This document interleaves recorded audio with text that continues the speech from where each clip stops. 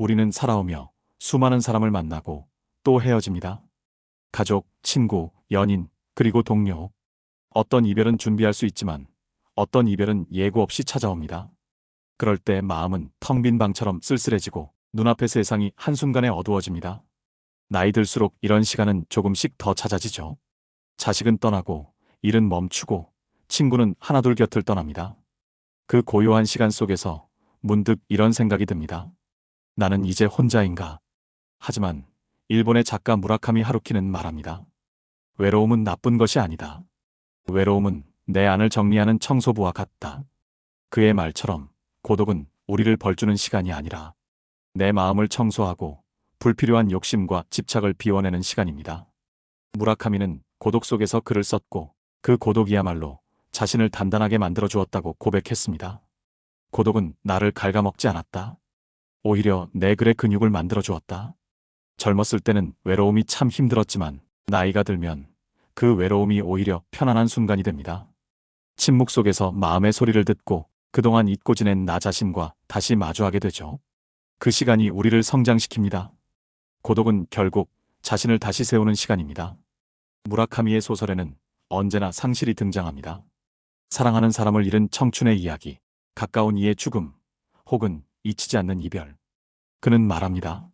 상실은 단절이 아니라 새로운 나를 만들어내는 고통스러운 과정이다. 우리는 누구나 잃습니다. 부모를 잃고, 친구를 잃고, 젊음을 잃고, 어느 날은 건강마저 조금씩 잃어가죠.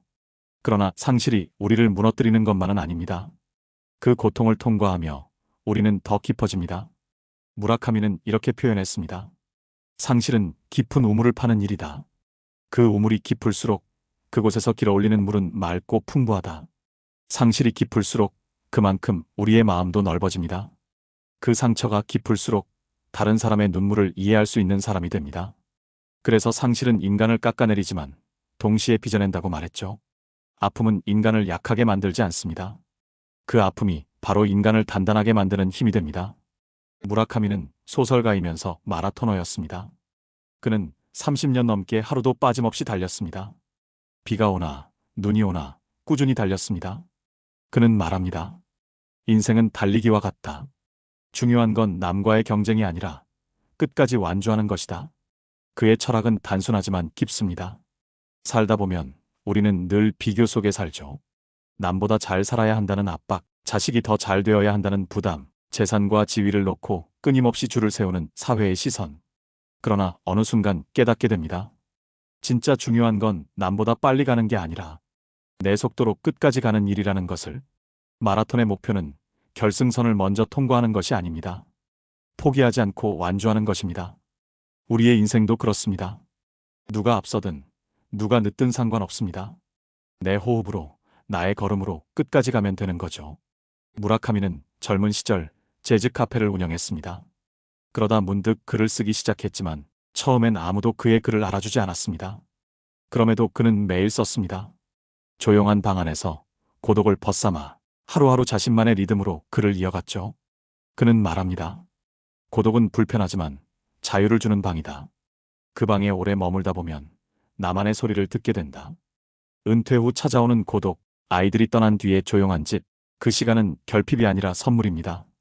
이제는 누구의 기대도 평가도 없이 오롯이 나 자신과 대화할 수 있는 시간이 주어진 것이죠. 그 안에서 우리는 진짜 자유를 경험합니다. 상실도 마찬가지입니다. 사랑하는 사람을 떠나보내는 일은 결코 쉽지 않습니다. 그 아픔은 오래 남습니다. 그러나 무라카미는 말합니다. 상실을 억지로 잊으려 하지 말라. 그것을 품은 채 살아가라. 그의 말처럼 상실은 없애야 할 감정이 아닙니다. 그 상실 속에서 우리는 더 따뜻한 사람이 되고 더 깊은 영혼으로 자라납니다.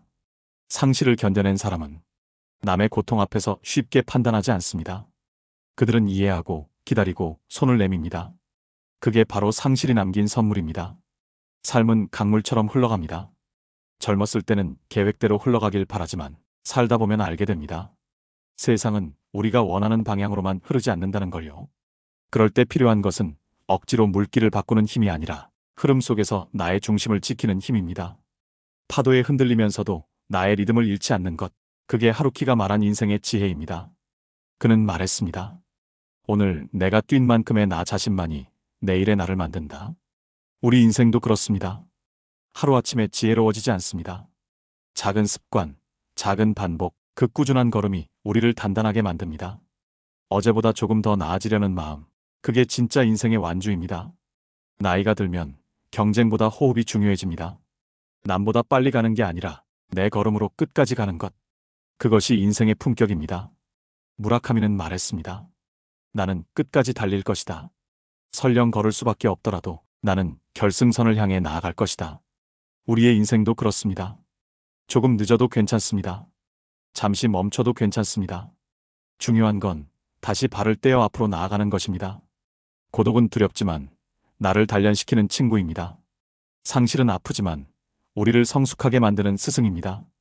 그리고 인생은 남과의 경쟁이 아니라 끝까지 걸어가려는 마음의 여정입니다. 오늘도 당신의 걸음으로, 당신의 리듬으로 조용히 완주해 보세요. 그 길 끝에는 누구의 평가도 비교도 없이 오직 당신만의 평화가 기다리고 있을 것입니다.